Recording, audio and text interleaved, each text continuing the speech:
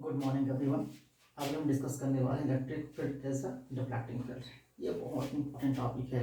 इसी टॉपिक के हेल्प से हम CRO के मैथमेटिकल डेरिवेशन को सॉल्व कर सकते हैं।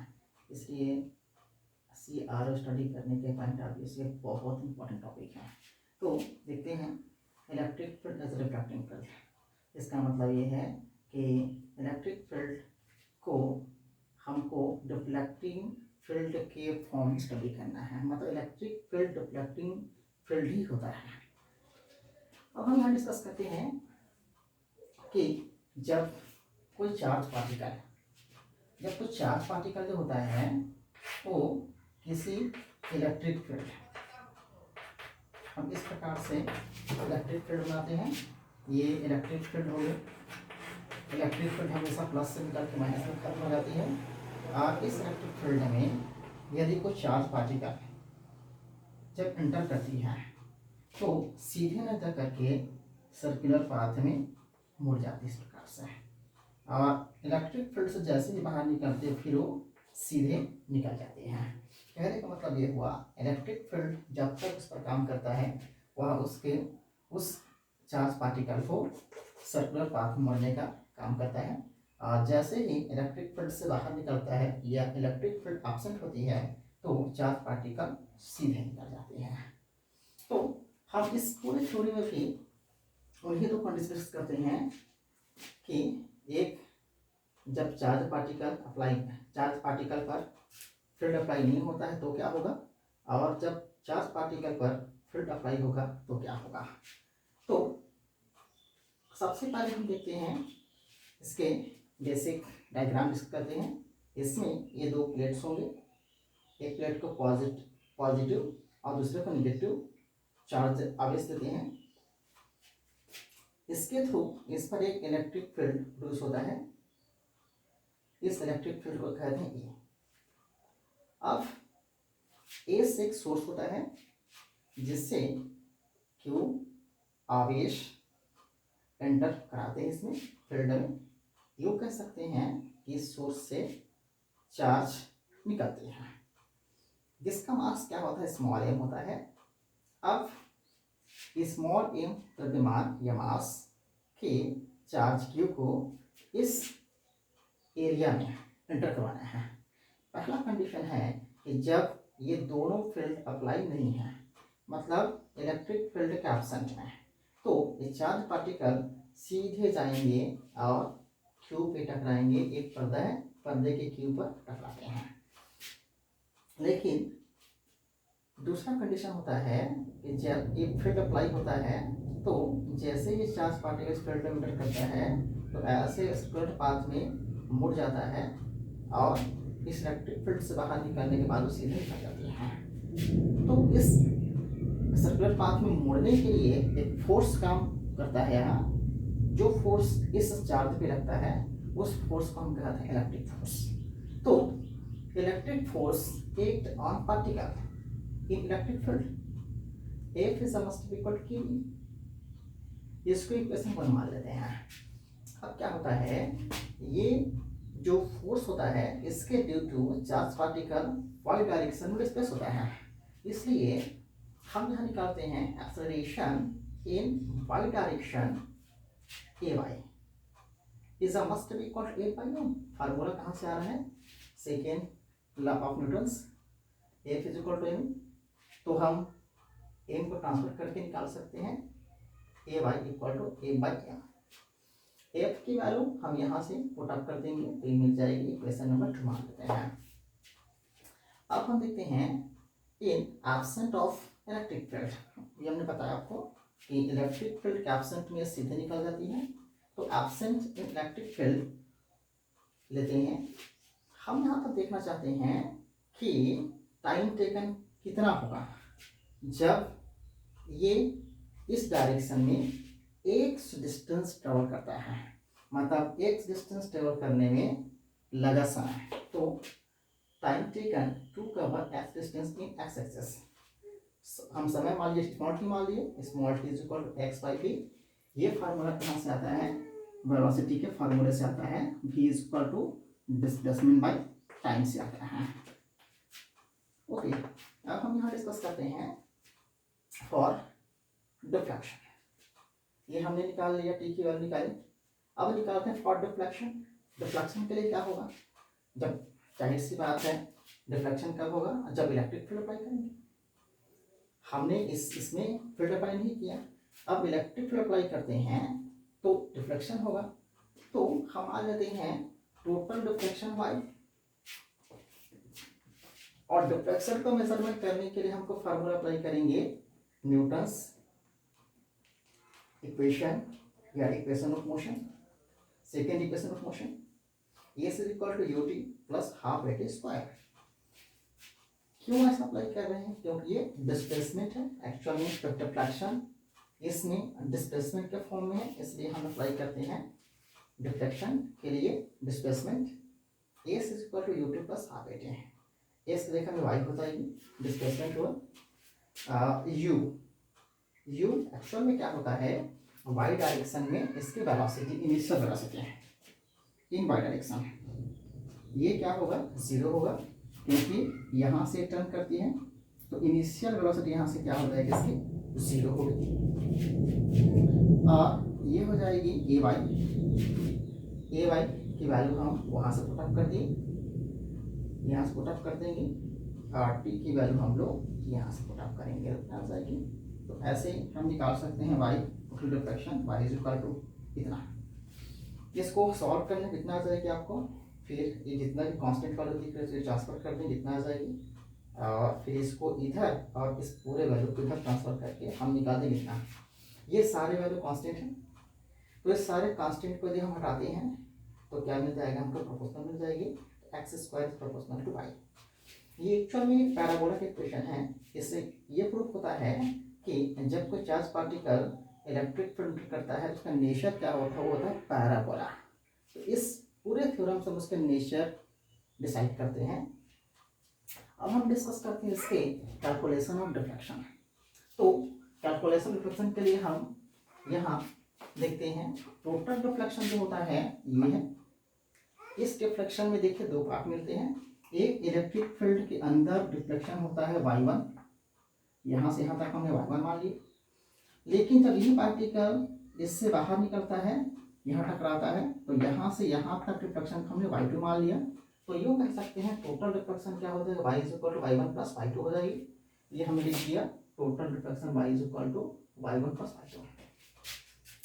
अब हमें y1 की वैल्यू और y2 की वैल्यू निकालना है। तो हम यहाँ इमेजिन कर लेते हैं कि कंसिडर कर लेते हैं कि यहाँ से यहाँ तक का, यूँ कह सकते हैं प्लेट का जो लेंथ है उसको हम लोग मान लेते हैं स्मॉल एल। स्मॉल एल क्या होगा, इसकी प्लेट का लेंथ हुआ, और इस प्लेट से पर्दे का जो डिस्टेंस है उसको हम लोग मान लेते हैं कैपिटल एल। तो यहाँ से यहाँ तक ट्रेवल करने में लगा टाइम हम स्मॉल टी, हमने क्या माना, यहाँ से यहाँ तक इस चार्ज पार्टिकल को ट्रेवल करने में लगा समय स्मॉल टी मान लिए। Time taken to travel L distance small T is equal to L by T. Same हमने ये वाला फार्मूला अप्लाई किया। इसमें क्या था, एक डिस्टेंस कवर कर रहा था और यहाँ पास एल डिस्टेंस कवर कर रहा है। अब हम यहाँ डिस्कस करते हैं, ये हमने इक्वेशन 5 मान लिया। Velocity of plus Q charge in Y direction. अब हम निकालते हैं वाई डायरेक्शन में प्लस क्यू चार्ज का वेलोसिटी क्या होगा। तो फार्मूला अप्लाई करते हैं, first equation of motion y is a must equal to v is a must equal to u plus at। अब इस फार्मूले का अप्लाई करते हैं तो क्योंकि ये y डायरेक्शन में काम कर, इसलिए क्या हो जाएगा, vy is equal to uy plus ay into t। इसकी वैल्यू 0 है, हम पहले निकाल चुके हैं कि इनिशियल वेलोसिटी y डायरेक्शन में क्या होगा, 0 होगा, तो ये 0 हो जाएगी। इसकी वैल्यू एज इट इज लिख दिए 0 हो जाएगी। ए वाई की वैल्यू हम पहले निकाल चुके हैं कि ई बाई एम होता है, और टी की वैल्यू एल बाई भी हम यहाँ से निकाले हैं। इसको सॉल्व करेंगे, क्वेश्चन नंबर 6 में जाएंगे। अब हमको निकालना होता है y1। y1 कहने का मतलब इस इलेक्ट्रिक फील्ड के अंदर डिफ्लेक्शन है। तो हम बोल सकते हैं let the deflection in under electric field. Electric field के अंदर डिफ्लेक्शन y1 मान लिए, तो y1 is equal to u y1 t plus half A by one T square. हम यहाँ second equation of motion apply कर दिए, S is equal to U T plus half A T square. इसकी value हमको पता है 0 होता है, इसकी वैल्यू पता है आपको क्यू ई बाई एम होता है, और टी की वैल्यू भी हमने निकाल ली ना। तो सारे वैल्यू को हम यदि पुट अप कर देते हैं तो हमारे पास इतना मिल जाएगी, है ना। अब इसको सॉल्व कर देंगे तो हमारे पास 1/2 Q E L square M square ये हमारे पास में मिल जाती हैं। अभी हमने निकाला y1 की वैल्यू निकाली। अब y2 की वैल्यू निकालने के लिए हमको ये इस ट्रेंगल पे काम करना है। एक ट्रेंगल ये हो जाएगी, ये हमने इसको ऐसे पीछे बढ़ा दिया, हमने इस लाइन को पीछे बढ़ाया इस प्रकार से, और इसको यहाँ से जहाँ इलेक्ट्रिक फील्ड को अलग किया, इलेक्ट्रिक फील्ड के बाहर को अलग किया, तो ये डिस्टेंस एल है, तो ये डिस्टेंस भी क्या हो जाएगा, एल होगा। और यदि ये कंसिडर करते हैं थीटा एंगल क्रिएट करता है, तो ये भी क्या बनेगा, थीटा एंगल क्रिएट होगा। अब यहाँ टेन की फार्मूला अप्लाई कर देंगे यहाँ और यहाँ। यदि हम इमेजिन कर लेते हैं कि y डायरेक्शन में वेलोसिटी कितना है, vy है, जो अभी हमने निकाले हैं, वैसे x डायरेक्शन वेलोसिटी हम लोग क्या निकाले हैं, v निकाले हैं। तो यहाँ 10 फार्मूले से निकालते हैं, 10 फार्मूले से according to figure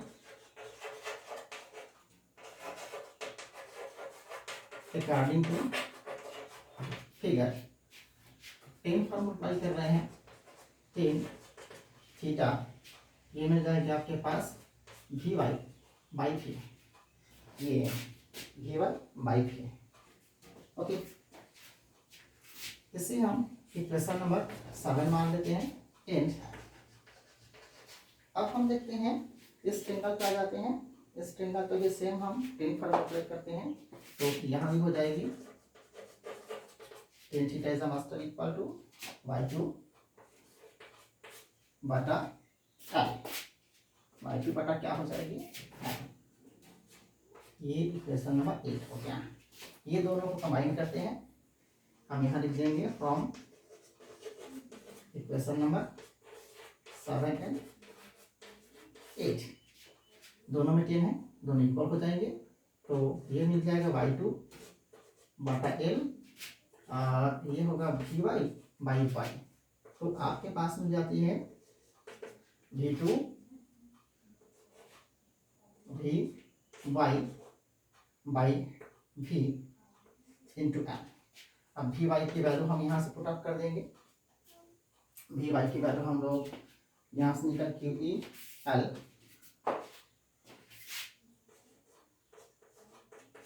Q E L by M, M भी, और कितना हो गया, इंटू हो जाएगा L by we.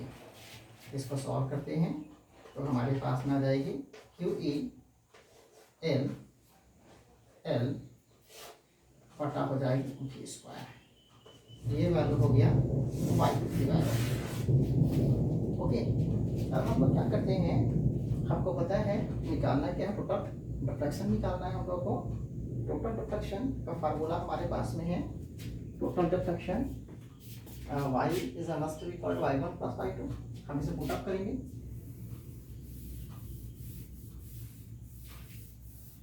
Total deflection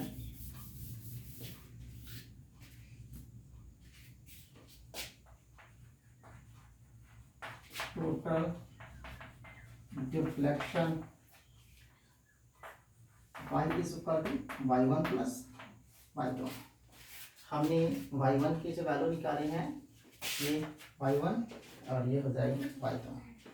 then y1 की value 1/2 Q E L square by M V square, और y2 की जो वैल्यू है वो मिल रही है आपके पास Q E by V square और L L capital L small L.